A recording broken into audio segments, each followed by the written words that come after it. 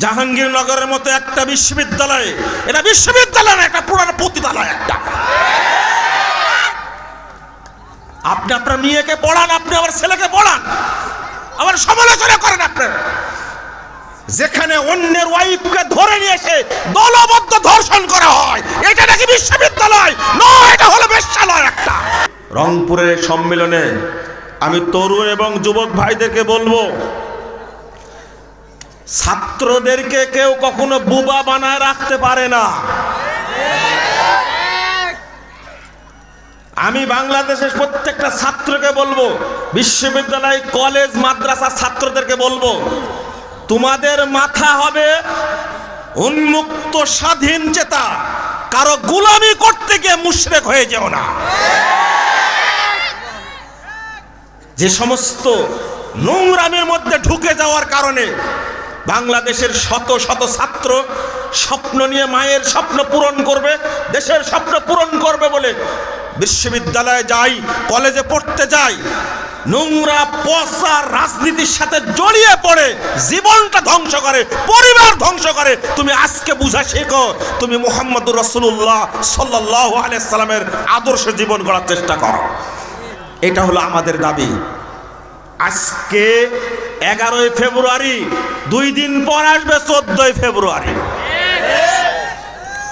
বিশ্ববিদ্যালয়ের ছাত্র ছাত্রীদেরকে বলবো, 14ই ফেব্রুয়ারির মতো ইসলাম বিরোধী নোংরা দিবস, লুচ্চা দিবস, বেশ্যা দিবসকে কখনো তোমাকে পরিণত করো না। তোমার মায়ের দিকে একবার তাকাও, তোমার বোনের দিকে একবার তাকাও, তোমার মেয়ের দিকে একবার তাকাও। শরম কবে হবে? জাহাঙ্গীরনগরের মতো একটা বিশ্ববিদ্যালয়, এটা বিশ্ববিদ্যালয় না, একটা পুরানো পতিতালয় একটা। আপনি আপনার মেয়েকে পড়ান, আপনি আমার ছেলেকে পড়ান, আবার সমালোচনা করেন আপনার। যেখানে অন্যের ওয়াইফকে ধরে নিয়ে এসে দলবদ্ধ ধর্ষণ করা হয়, এটা নাকি বিশ্ববিদ্যালয় নয়, এটা হলো বেশ্যালয় একটা, এটা হলো পতিতালয়। এর বিচার হয় না বাংলাদেশে। বাংলাদেশে বিচার হয় কাদের? দুর্নাম হয় টুপিওয়ালাদের, দুর্নাম হয় মাদ্রাসা ছাত্রের। তরুণ ভাইরা, তোমাদেরকে বলছি, ইসলামী চেতনা সম্পন্ন যে সমস্ত তরুণ এবং যুবক ভাইরা আছো সারা দেশে, বাংলাদেশের এই নোংরা পরিবেশ, এই ধর্ষণের পরিবেশ, সন্ত্রাসের পরিবেশ, জঙ্গিবাদের পরিবেশ চেঞ্জ করে দিয়ে এই দেশটাকে তাওহীদের পরিবেশ বানাতে হবে। এই অবস্থা থাকবে না ইনশাআল্লাহ, একদিন নিরাপদ হবেই বাংলাদেশ ইনশাআল্লাহ। তুমি আদর্শ নিয়ে গড়ে ওঠো, তোমরাই বিসিএস ক্যাডার হবে, তোমরাই বিচারপতি হবে একদিন, তোমরাই সচিব হবে ইনশাআল্লাহ। এটা আমাদের দোয়া। যাদের অন্তরটা পবিত্র, যারা ফজরের সালাত আদায় করে, টাকনোর উপরে প্যান্ট পরে, যারা দাঁড়িতে খুরকাচি ঠেকায় না, এই অল্প সংখ্যক তরুণদের মাধ্যমেই বাংলাদেশে আগামী দিনে নাস্তিক মুক্ত হবে ইনশাআল্লাহ। আজকে শিক্ষা ব্যবস্থার অবস্থা খুব জটিল। কেন তোমাদেরকে বলবো না? যে মেয়েটাকে ধর্ষণ করা হয়েছে দলবদ্ধভাবে, যদি ওই মেয়েটা, ও সাংবাদিক, যদি তোমার ওয়াইফ হতো, তোমার বোন যদি হতো, অবস্থাটা কি দাঁড়াতো?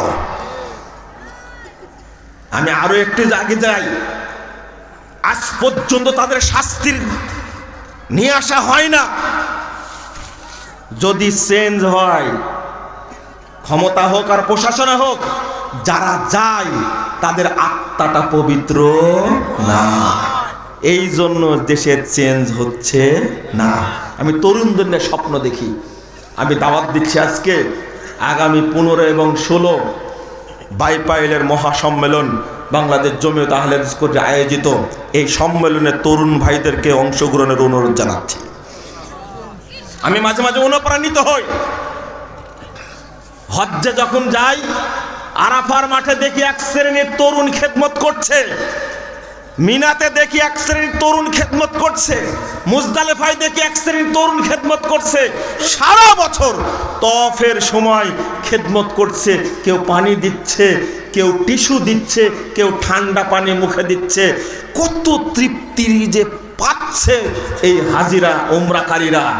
তরুণ ভাই, তোমাদের দায়িত্ব হলো হাজার হাজার মুরব্বী যাবে, তাদের যাবতীয় খেদমতে ব্যবস্থাপনা আঞ্জামের দায়িত্ব হলো তরুণ সমাজের।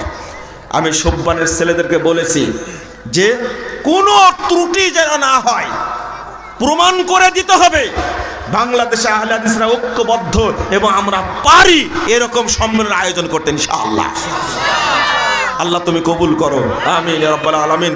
আজকে আপনাদের ধন্যবাদ দেওয়ার কোনো ভাষা আমার নাই। শুরু হয়েছে অনেক আগ থেকে, এখন পর্যন্ত আপনারা থাকবেন এটা আমি কল্পনা করিনি। তবে আমাদের এক শ্রেণীর তরুণ উপহার দেব আমরা, যাদের দ্বারা আগামী দিনে দেশ গড়বে ইনশাআল্লাহ। ইনশাআল্লাহ এই দেশে একদিন মাজার পূজা থাকবে না ইনশাআল্লাহ। মনে করে দি, সৌদি আরবের মাজার পূজা ছিল, কবর পূজা ছিল, মূর্তি পূজা ছিল, আজকে আছে? এক মোহাম্মদ বিন আব্দুল ওয়াহাবের হুঙ্কারে পুরো আরব বিশ্ব থেকে এই সমস্ত মূর্তি পূজা, মাজার পূজা বিদায় হয়েছিল। আমরা দোয়া করছি, আল্লাহ তুমি এই দেশ থেকে মূর্তি পূজা, মাজার পূজা, কবর পূজা, গাছ পূজা, শিরক এবং বেদাতকে তুমি দূর করে দাও। বলেন আমিন, বলেন। আল্লাহর কাছে বলছি, আল্লাহ তুমি এই দেশটাকে তাওহীদের দেশ হিসেবে কবুল করে নাও, আমিন ইয়া রাব্বাল আলামিন।